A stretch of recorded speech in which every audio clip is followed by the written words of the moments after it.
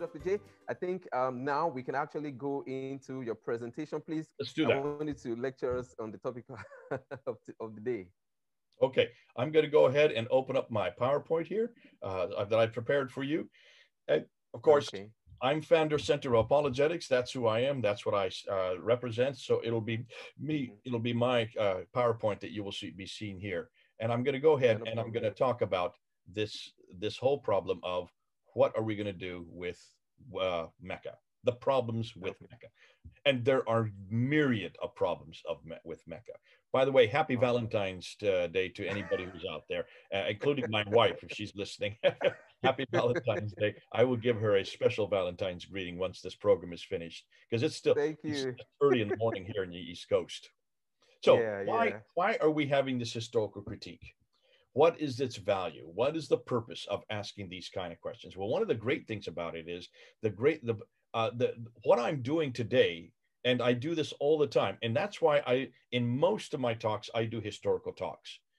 The value of the historical critique is what we're doing today, is that it confronts the very foundations of Islam.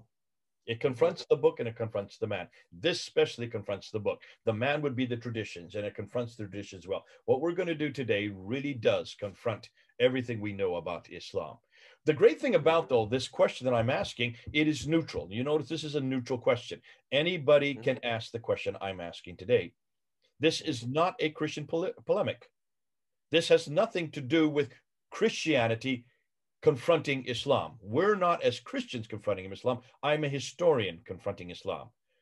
So this is politically correct. I am not attacking Muslims. Please, Muslim, if you're listening to me, I'm not here to attack you. I'm not going to say anything about you. All I'm going to say is Muslims in plural have a problem with their history. That's not attacking you. That is a conclusion I've come to after doing these studies. And you're going to see that Muslims, you do have a problem with your history. But I'm not sitting there. My intention is not to attack anybody. All right. Therefore, do not assume that what I'm going to be doing today is hate speech. This has nothing to do with hatred. Okay. This has nothing. I'm not Islamophobic for asking this question. It's ironic, whenever I question Islam, the first thing that comes back is you're a hate preacher. You're an Islamophobe. And I said, what's phobic about what I'm asking?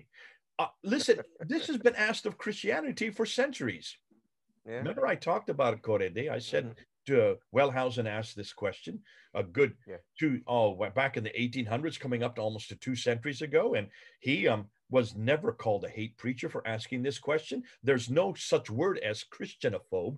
That doesn't even exist, because it's be stupid to say that. And in some ways, I wish Muslims would stop saying, because they look stupid when they say that. They look absolutely idiotic when they call us an Islamophobe for asking historical questions about the Quran and about their history. So the other thing you're going to find, that's one reason I'm using a PowerPoint, it's very easy to communicate. It's so visual. You'll see what I'm saying, as you shall so soon see. And also, if this is a problem for Islam, if Islam has a problem with Mecca, then I, as a Christian, the only one that really has an answer for them. If you have a problem with your Quran, if your Quran is full of historical anachronism, as we're going to show today, then where do you think you need to come home to? You need to come home to us, because we don't have this problem. We have had everything. Almost every question has been thrown at Christianity. Every question, from the historical questions to the theological questions to the social mandate to the whole scientific problems of the Bible, they have, listen, we've had it, and we've answered every question.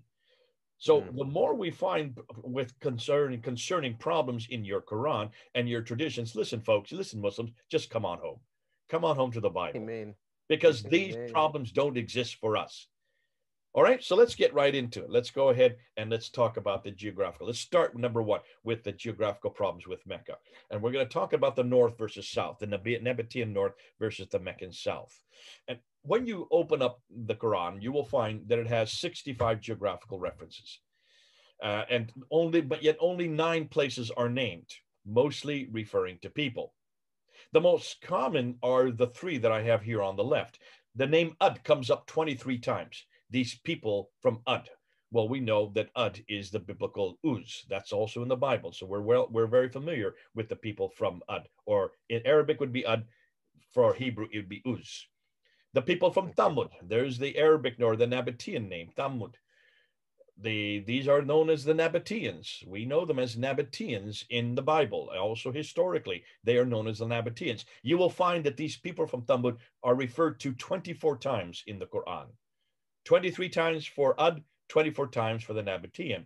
The Nabateans, these people from Thamud, are the great rock engravers. They cut out entire cities out of rock, and their dwellings, their temples, their burials, their tombs are all cut straight out of the rock. And if you go to a place like Petra today, you will see that's the greatest of the Nabatean, of the people from Thamud. That is the greatest of their cities.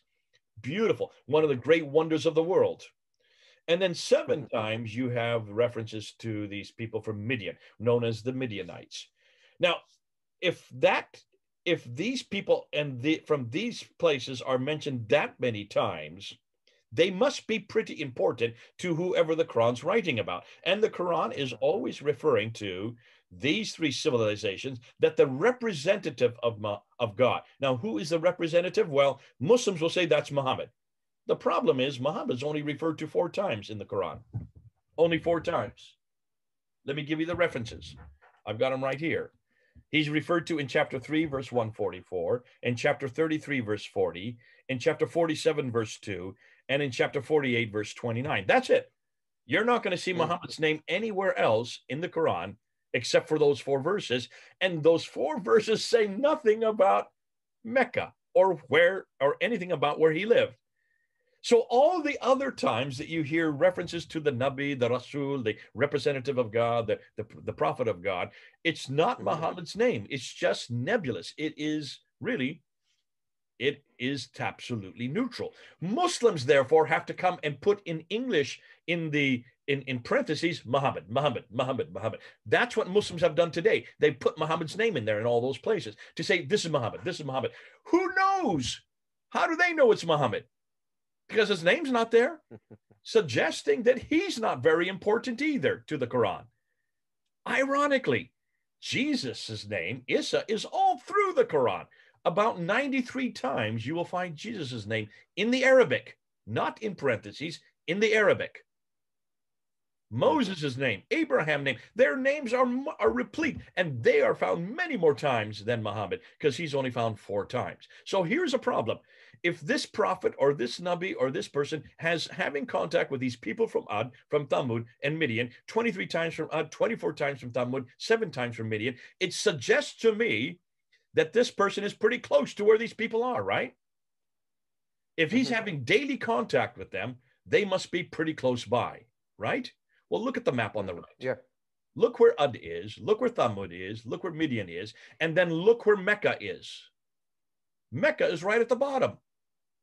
These people are all living 600 miles farther north.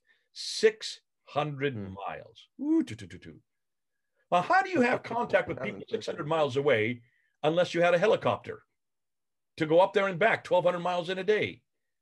There's no way in the world he could go out and having these conversations with these people from way up north all the time, and yet they are living 600 miles away, unless, of course, you lived up there yourself. Hold on to that. Hold on to that. Okay? So there's the first problem, the geographical problems. Now, let's just do a comparison, because Muslims are always saying, well, you got the same problem with the Bible. No, we do not. No, we do not. And I'm going to show you right now. Just look at the Quran and compare it with the Gospel of Luke. I'm just going to use the Gospel of Luke because Luke is the best one when it comes to geography, because Luke was a doctor. He used geographical locations. He talked about places. He talked about settlements, cities, places, countries, you name it. He talked about it. And there are 110 geographical references in the Gospel of Luke alone. Now, the Gospel of Luke is much, much, much, much, much, much smaller than the Quran. It's just one gospel. The Quran, much, much, much bigger, only refers to 65 geographical references. So you can see there are lots more for the Gospel of Luke to go wrong with, right? 31 places are named in the Gospel of Luke. Only 9 places are named in the Quran. So only 9 places in the Quran. You would think, therefore, those 9 places are correct. You correct? Only 9 that they have to defend. Yeah. We have to defend 31. In every one of those 9 places, the Quran is incorrect. I don't have time to go through all 9 of them. I'm just going to do with Mecca, because Mecca is only found once in the entire Quran. Ooh, Here's, I mean, you can see the significance of what I'm talking about. Mecca is only referred to 1 time in the Quran. Now, in the 31 places in the Gospel of Luke, every one of those places is correct. We cannot find one problem with one city, one reference. Of the 31 references, not one is incorrect. They are all in the right place.